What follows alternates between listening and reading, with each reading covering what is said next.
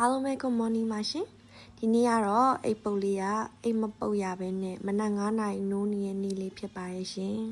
ကဲဒီနေ့ကတော့ယောက်ျားဖြစ်တော့အစောကြီးအလုပ်သွားတော့တယောက်တည်းအထီးကျန်ပြီးတော့ခံကြားနေပါတယ်ကဲလွမ်းနေလို့လည်းမပြီးသေးပါဘူးသွားလေးတော့တိုက်လိုက်ပါမယ်ကဲရေကိုတဝါးကြီးတောက်ပြီးတော့မှသွားရင်မတိုက်ပါဘူးမျက်နှာကိုရေအရင်ဆုပ်ပါမယ်ပြီးတော့မှသွားတိုက်ပါမယ်သွားတိုက်နေတဲ့အချိန်မှာ energy လေးနည်းနည်းပို့သွားအောင်လို့ထပ်ပြီးဦးလုပ်နေပါတယ်ကဲသွားတိုက်ပြီးပြီဆိုတော့တဲ့အဆုပ်ကလေးနဲ့မျက်နှာတက်ပါမယ်အဲ့ရဲ့အဆုပ်ကအရန်ကိုကောင်းပါတယ်ကြိုက်ပါတယ်ရန်ကိုရေတက်ပြေးသွားပါတယ်ရှင်တိုက်လူဂလိုကဲဂလိုပြီးရဲ့အချိန်မှာအပြင်လေးကိုဖတ်ဆိုကြည့်လိုက်တော့အေးချမ်းပြီးတော့လန်းဆန်းနေရပဲကွယ်အဲ့ချိန်မှာရုပ်တရက် energy အရန်ကိုပြေးသွားပါတယ်ကဲစကင်းစားခဲ့ပါပြီဖြမ်းပါမီဒုတိယချိန်ထပ်ပြီးတော့ဖြမ်းပါမယ်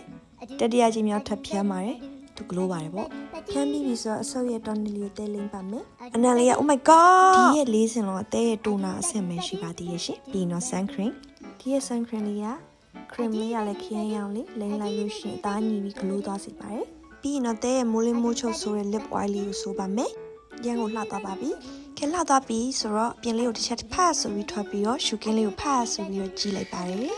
အဲ့ချိန်မှာစိတ်ထဲမှာဖတ်ဆိုပြီးဝါးဖြစ်သွားပါတယ်စိတ်ယူပေါက်သွားပါတယ်ပြေးပါတယ်ခင်ဗျာပြေးပါတယ်ခင်ဗျာရုတ်တရက်ကြီးပြေးသွားပါတယ်ရုတ်တရက်ကြီးပြေးတဲ့အချိန်မှာနောက်ကနေခွေးတစ်ကောင်လိုက်ပါတယ်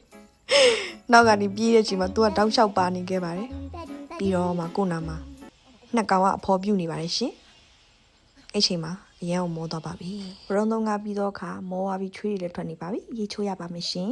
ကြောလေးကိုဖတ်ဆူလျှော့ပြီးတော့ဦးနဲ့ပဲရေချိုးလိုက်ပါတယ်သူမမ်ချစ်ချင်နော်လို့ရှင်နဲ့မကြုတ်ခေါအဲ့ကောင်းလျှော်အရန်ကောင်းပါရဲ့ရှင်